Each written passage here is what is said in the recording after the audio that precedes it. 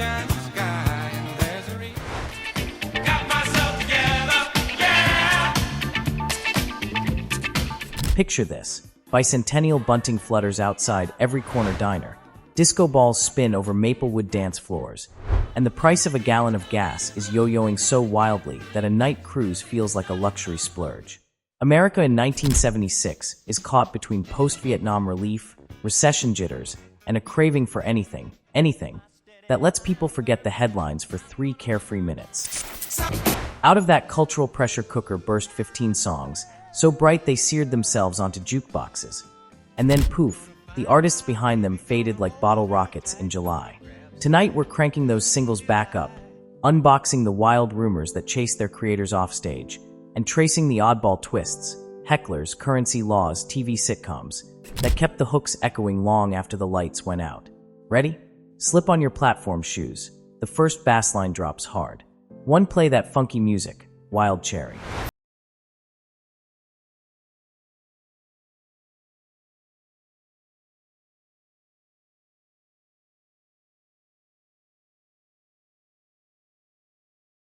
Through covers of Deep Purple and Grand Funk, and one tipsy patron who's had enough guitar sludge.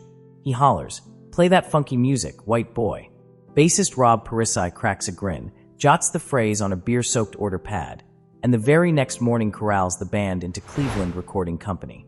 They crank out a thumping, razor-tight groove layered with clavinet stabs, zero finesse, 100% dance floor rocket fuel.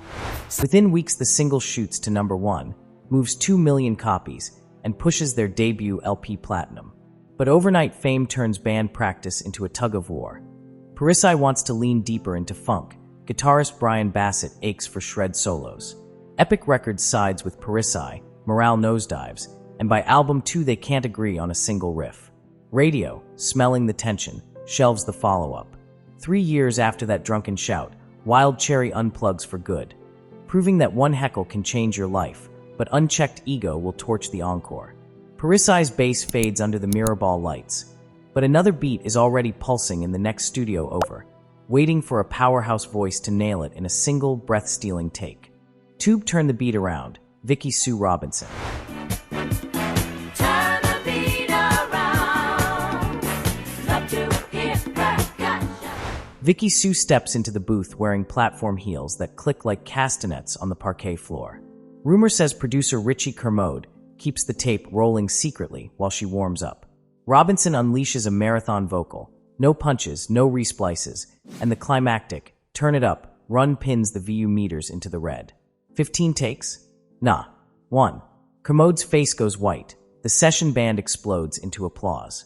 The single glides to #10 and bags a Grammy nod, but the label, chasing an international crossover, reportedly presses a remix that fakes a British accent. The stunt confuses radio programmers and stalls momentum just as disco backlash is brewing. Robinson doesn't sweat it. She heads back to Broadway revivals and leaves behind a percussion masterclass that DJs still drop when they need to resurrect a sleepy crowd at 1 a.m. Sequins aren't mandatory for a chart topper. Sometimes all you need is a sly wink at a cocktail menu and 4 voices in angelic harmony. 3 Afternoon Delight, Starland Vocal Band. Gonna find my baby, gonna hold her tight, gonna grab some afternoon delight. Bill Danoff lounges at Clyde's of Georgetown, eyes drifting over the happy hour specials. One playful phrase, Afternoon Delight, sparks a joke about midday fireworks. Within days he and wife Taffy draft a featherlight folk melody, invite buddies John Carroll and Margot Chapman to layer in country-tight harmonies, and beam the demo to radio. America blushes and buys. The single soars to #1, sweeps 2 Grammys, beating Bohemian Rhapsody for Best Arrangement, and wins the quartet a summer variety show on CBS. Yet the racy subtext and changing radio mores makes programmers skittish, follow-up singles limp. By album 2, producers push the group towards safe, shiny pop, while Danoff itches to stay cheeky. Creative sparks die, Columbia drops them. Today, Sky rockets in flight, still pops up in films like Anchorman, but the band's star burned out before viewers learned all their names. If Starland floated on a warm breeze, the next act surfed a moonlit tide powered by an unlikely instrument, the marimba. 4 Moonlight Feels Right, Starbuck. Moonlight Feels right. Atlanta Starbucks had every radio door slammed in their face. 400 station mailouts, 398 polite, no thank yous. Spring of '76 melts the frost, and suddenly programmers can't get enough of Bruce Blackman's whispered come-ons or Bo Wagner's marimba solo, a shimmering, one-take improvisation so magical it still gives percussion teachers goosebumps. Listeners lean back in vinyl bucket seats, crank the 8-track, and let that breezy hook swirl beneath starlit windshields. The single reaches number 3, but lightning refuses to strike twice. Starbucks tour relentlessly, even lug a marimba on stage for authenticity. Yet every demo after smells like Moonlight Light. By the early 80s they dissolve, their legacy sealed as the band who proved a mallet instrument could hijack top 40 radio. While soft rock was drifting through car speakers, two Florida cowboys were about to lasso the entire globe with a tune that almost went to Johnny Rivers instead. 5 Let Your Love Flow, Bellamy Brothers. Just let your love flow like a mountain stream and let your love flow. Imagine brothers David and Howard Bellamy hacking away as backing musicians on a nitty-gritty dirt band tour when roadie-turned-composer Larry E. Williams hands them a cassette nobody else wants. The siblings add a slinky acoustic intro, swap a straight drum beat for an easy shuffle, and suddenly they've bottled Florida sunshine. There's a reason for the sunshine sky, and there's a reason why I'm feeling so high. Must be the season. Released in January, the single hits number 1 in April and tops charts from Switzerland to South Africa, crowning the Bellamy's kings of country rock crossover. Nashville embraces them for life, but pop programmers move on.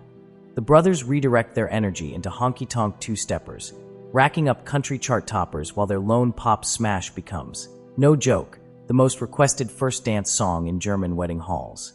Stadium spotlights dim, TV test patterns glow. Primetime sitcoms are about to pipe 2 more earworms straight into living rooms, and the Billboard Hot 100. 6 Welcome back, John Sebastian. Welcome back.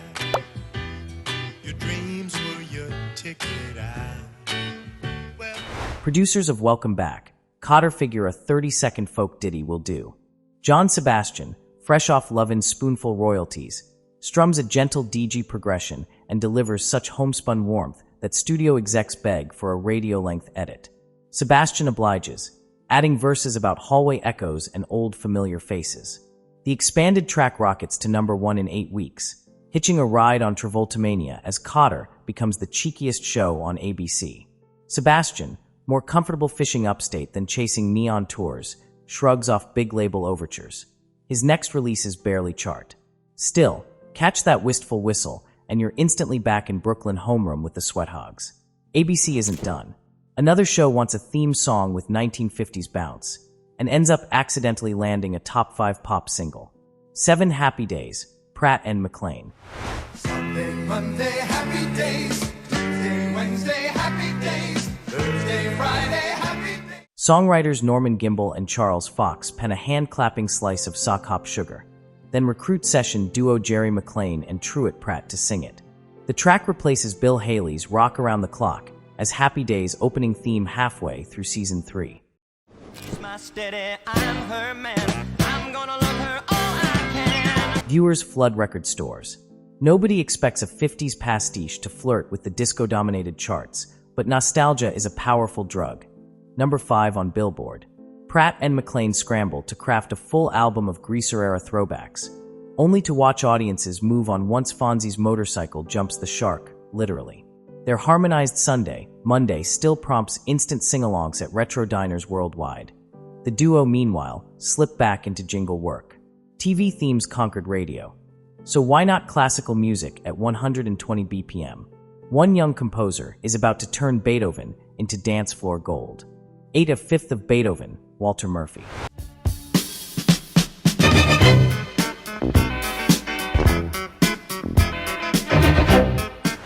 "23-year-old piano prodigy Walter Murphy tinkers with Beethoven's Fifth for a car commercial, slaps a 4-on-the-floor kick under it, and plays the demo for private stock records. Execs hesitate, classical purists might revolt, but disco DJs in Manhattan test spin acetate copies, and the crowd loses its mind.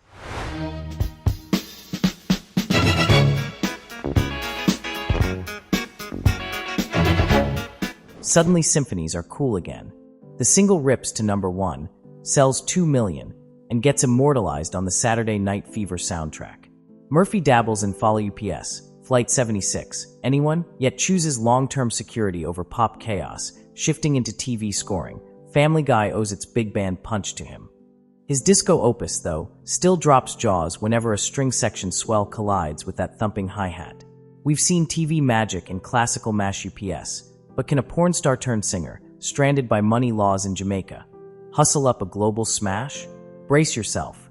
9 more, Andrea True connection.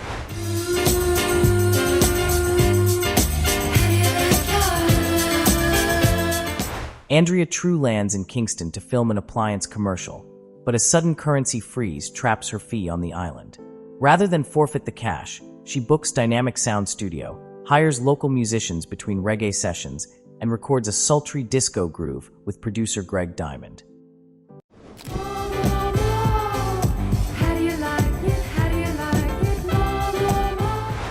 The hypnotic chant, "How do you like it?" is half invitation, half dare.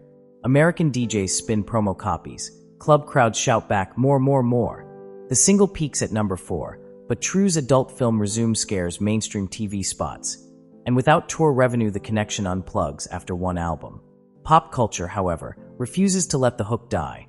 It scores shows from Entourage to Sex and the City, ensuring True's whispered moans echo well into the streaming era.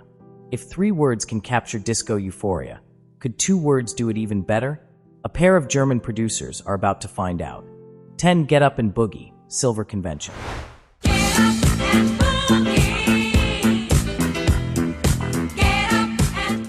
They already struck gold with Fly Robin Fly, whose lyric count famously topped out at 6. Writers Michael Coons and Sylvester Levay decide to trim the dictionary even further. Get Up and Boogie, that's right. Backed by Munich's tightest rhythm section, the chant proves hypnotic. Roller rinks nationwide echo with it. The track climbs to #2, but novelty has a shelf life. Critics sneer, Follow UPS wilt. Yet Silver Convention's minimalist mantra becomes a case study in hook science. The fewer the words, the easier the sing-along, and the faster the burnout. Across the Atlantic, Brooklyn horn players are turning a sweaty 16-minute jam into a liberation anthem, and smashing the R&B charts in the process. 11 Movin', Brass Construction. Got myself together, yeah. Randy Muller, Guyanese-born bandleader with a knack for arranging, lets his 9-piece ensemble riff until sunrise. Somewhere around minute 14, a monstrous bass break emerges. He trims the sprawl, adds a rallying cry. Gotta keep on moving, keep on, and unleashes a brass avalanche so fierce it tops the R&B list for a month.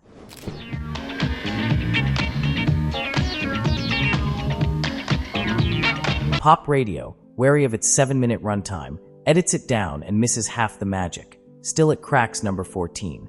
Muller will later write for BT Express and Sky, but Movin' remains the definitive horn blast that proves disco wasn't just strings and sequins. It was sweat, lungs, and a whole lot of trumpet valves. Disco may rule 76's dance floors, yet sugary pop and sentimental balladry still have room to bloom, sometimes in the unlikeliest hands. 12 Wham Bam Shungailing, Silver. Baby, we've been a long, long way.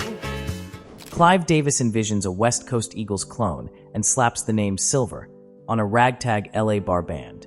Their first single, penned by Rick Giles, pairs bubblegum verses with a chorus that stacks syllables like Lego bricks. It reaches #16, giving keyboardist Brent Midland a taste of chart life before he jumps ship to the Grateful Dead. Internal feuds over country rock versus pop gloss implode any hope of a sophomore surge. The song drifts into yacht rock playlists until Guardians of the Galaxy Volume 2 blasts it during an interstellar jailbreak, igniting a Spotify renaissance and introducing millennials to the word shongailing.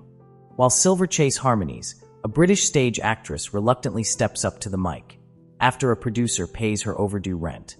13, right back where we started from, Maxine Nightingale. Alright, and it's coming on. We gotta get right back to where we started from. Love is good. Love. Maxine Nightingale, fresh off hair in London's West End, thinks disco is a fad. Producer Pierre Tubbs dangles enough cash to cover her landlord, and she begrudgingly records a Motown-styled scorcher in 2 takes. A bouncy clavinet riff, gospel-tinted backing vocals, and Maxine's unmistakable rasp propel the track to number 2 stateside. Unfortunately, disco skeptics label it roller rink fluff. Rock-centric programmers drop support when punk and power pop crash through the door. Nightingale pivots to jazz clubs, but the tune lives on in Slapshot, supermarket aisles, and every 70s montage that needs an instant sugar rush. Pop can lift spirits, but it can also break hearts. One soft rock singer channels a Beach Boys' grief into a tear-stained lullaby that's still requested on dedication shows today. 14 Shannon, Henry Gross.